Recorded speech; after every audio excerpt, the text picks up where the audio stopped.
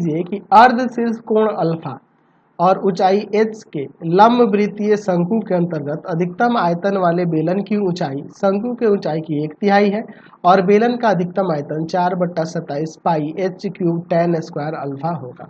चलिए तो मैं यहाँ पर एक काम करता हूँ, एक शंकु बना लेता हूँ। पहले शंकु बनाता हूँ क्योंकि शंकु के अंदर ही बेलन स्थित है, तो ये आपका शंकु हो जाएगा। ठीक है, चलिए मैं यहाँ पर पहले एक शंकु ले लेता हूँ। यह आपका शंकु हो गया, ध्यान से देखो, यह आपका शंकु हो गया। अब इसके अंदर एक बेलन है जिसकी ऊंचाई जो है ना शंकु की ऊंचाई का 1/3 है। तो मैं इसके अंदर एक बेलन बना लेता हूँ जिसका आयतन महत्तम होना चाहिए। यह देख, ये भी कह रहा है। चलिए तो ये आपका शंकु बेलन हो गया शंकु के अंदर। चलिए ये हो गया। अब देखो यहाँ पे हमारे पास शंकु की ऊंचाई दी हुई है h, ठीक है, और शंकु का ऊंचाई h है और शंकु का जो शीर्ष का अर्ध कोण है वह अल्फा दिया है और टोटल ऊंचाई यहाँ से यहाँ तक जो है वह h दी हुई है। मैं इसका नाम O, इसको ऐसे डॉटेड कर देता हूँ, यहाँ पे A दे देता हूँ, यहाँ पे B दे देता हूँ, यहाँ C दे देता हूँ, यहाँ D दे देता हूँ, यहाँ भी चाहो तो कुछ दे दो, E दे दो। समझो यहाँ पे बात को, मैं यहाँ पर अगर मैं शंकु की ऊंचाई तो है, शंकु की ऊंचाई h दी है, माना शंकु की ऊंचाई h है तथा शीर्ष का अर्ध कोण अल्फा है। तो अगर मैं इसके त्रिज्या AB की बात करूं, त्रिज्या AB होगा ना जी, तो यहाँ पे हम लोग चलेंगे त्रिभुज OAB में और यहाँ पे कह देंगे कि tan अल्फा बराबर में हो जाएगा AB बटा में OA, लंब बटा में आधार। tan अल्फा बराबर AB और OA का वैल्यू है h, यानी कि AB बराबर आ जाएगा h tan अल्फा। तो AB बराबर h tan अल्फा, यह क्या हो गया, इसकी त्रिज्या हो गई। यहाँ पे मान लेते हैं, माना क्या नाम है ये बेलन की त्रिज्या x है। ठीक है, इसकी त्रिज्या x है या r, जो भी मानना है मान सकते हैं। चलिए हम x ही मान लेते हैं। यह त्रिज्या x है, यह x है, तो यह वाला भी x हो जाएगा ना। चलो अब मैं एक काम करता हूँ, चलता हूँ त्रिभुज OAB त्रिभुज DCB के समरूप होगा एंगल से। आप कहोगे कि सर कैसे समरूप हुआ, तो आप बच्चे नहीं हो यार। इस बड़े वाले त्रिभुज में यह 90 है और इस छोटे वाले त्रिभुज में यह 90 है और एंगल भी दोनों में उभयनिष्ठ है, तो दोनों त्रिभुज समरूप हो जाएगा ना जी। तो दो समरूप त्रिभुजों के संगत भुजाओं का अनुपात बराबर होता है, ये तो आपको पता है। तो इस OAB का अगर भुजा में अगर OA ले लूं, OA, तो इसका क्या होगा, इस त्रिभुज का DC हो जाएगा, DC। अच्छा, अगर मैं इस त्रिभुज का AB ले लूं, AB, देख लो इस त्रिभुज के अंदर AB है, ठीक है, तो इस त्रिभुज के अंदर क्या हो जाएगा, BC हो जाएगा। OA का वैल्यू h है, DC का हमें पता नहीं है। AB जो है ना, AB वह है h tan अल्फा और BC को हम लोग इस टोटल में से इसको घटा देंगे तो नहीं हो जाएगा, यानी कि h tan अल्फा माइनस में x, यही ना हो जाएगा।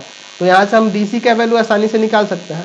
यह चला जाएगा इसके गुना में, ये आ जाएगा यहाँ, यह आ जाएगा भाग में, यानी कि DC बराबर में हो जाएगा आपका h ब्रैकेट के अंदर h tan alpha minus x बटा में h tan अल्फा।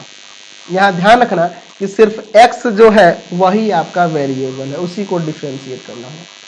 चलिए अब बात करते हैं इसके आयतन की, बेलन के आयतन के बारे में ना। बेलन के आयतन के ही क्या रहा है महत्तम होने के लिए, बेलन का आयतन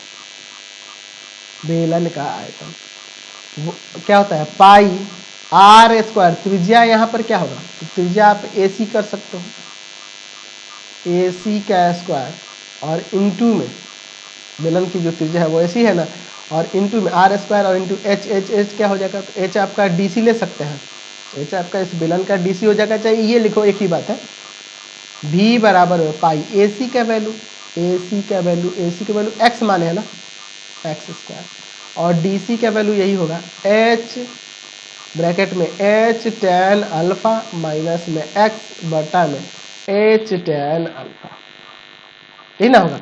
अरे यार यहाँ पे हम लोग काट सकते थे ना पहले भी, चलो यहाँ पे काट देते हैं, वहाँ नहीं काटे तो यहाँ काट देते हैं, कोई दिक्कत नहीं है, चाहते तो ऊपर भी काट सकते थे। क्लियर है। v बराबर में यहाँ पे देखो क्या आएगा, मैं यहाँ पे पाई बटा टेन अल्फा कॉन्स्टेंट है, इसको अलग लिख देता हूँ, एक्स स्क्वायर को अंदर गुना कर देता हूँ, तो हो जाएगा एच टेन अल्फा इंटू में एक्स स्क्वायर और माइनस का एक्स, यही ना आ जाएगा। सिंपल है यार, इसमें इससे गुना किए, इसमें इससे गुना किए। अब इसको डिफ्रेंशिएट करते हैं विथ रिस्पेक्ट टू एक्स, तो यहाँ से डी भी बटा में डी एक्स बराबर पाई बटा में टेन अल्फा, ये तो कांस्टेंट है, अंदर देखिए एक्स स्क्वायर का 2x हो जाएगा, यानी कि 2h टेन अल्फा इंटू में x और माइनस का इसका 3x स्क्वायर हो जाएगा। चलिए देयरफॉर डी भी बटा डी एक्स बराबर 0, यानी कि pi tan alpha 2h tan alpha into x minus में 3x स्क्वायर बराबर में 0, तो ये जाके 0 हो जाएगा, बच जाएगा यही ना, इसको उधर लेके चल जाते, तो माइनस का 3x स्क्वायर बराबर में माइनस का 2h tan alpha into x, अरे एक्स को इधर भेज दो, क्या दिक्कत है, माइनस माइनस काट दो, एक्स को इधर भेज दो तो बच जाएगा 3x बराबर में 2h टेन अल्फा, तो x बराबर में हो जाएगा 2h टेन अल्फा और बटा में 3, यह x का वैल्यू हुआ। चलिए अब हम लोग बात करते हैं, जब x निकल गया, चूंकि आपके पास डी भी बटा में dx है, pi tan alpha 2h tan alpha into x minus में 3x स्क्वायर। चलिए अब देखिए यहाँ पे अगेन डिफ्रेंशिएट करना होगा, again differentiating with respect to x, d square भी बटा में डी एक्स स्क्वायर पाई बटा में टेन अल्फा, यहाँ पे देखो एक्स का डिफ्रेंशिएशन 1 हो जाएगा, तो बच जाएगा यही 2h tan alpha minus 6x। अब x का वैल्यू यह यहाँ रख सकते हैं, बिल्कुल रख सकते हैं, डी स्क्वायर भी बटा में डी एक्स स्क्वायर बराबर पाई बटा में ten alpha 2h tan alpha minus में 6 2h टेन अल्फा बटा में 3, समझ गया ना क्या किए हैं, x का वैल्यू रख दिए, पहले लिख सकते थे x बराबर 2h टेन अल्फा बटा 3 पर एट x बराबर 2h टेन अल्फा बटा 3। चलिए रखे हैं, तो इसको काट देंगे 2 बार में, तो 2 दूना 4 हो जाएगा, घटेगा तो माइनस का 2 आ जाएगा, तो पाई बटा में टेन अल्फा माइनस का 2h टेन अल्फा काट दो, माइनस 2 पाई h जो कि 0 से छोटा है, माइनस का 2 पाई h, यानी इसलिए x बराबर 2h टेन अल्फा बाई 3 पर आयतन महत्तम होगा। तो हमें दिखाना था कि इसकी ऊंचाई जो होगी ना वो शंकु की ऊंचाई की 1/3 होगी। चलिए देखते हैं, तो हमारे पास बेलन की ऊंचाई की बात करते हैं, बेलन की ऊंचाई देखो, बेलन की ऊंचाई हम लोग ऊपर लिखे हुए हैं, क्या था बेलन की ऊंचाई, चलो देखते हैं। बेलन की ऊंचाई यही है, चाहो तो आप इसको काट सकते थे यहीं पे, h tan alpha minus x बटा टेन अल्फा,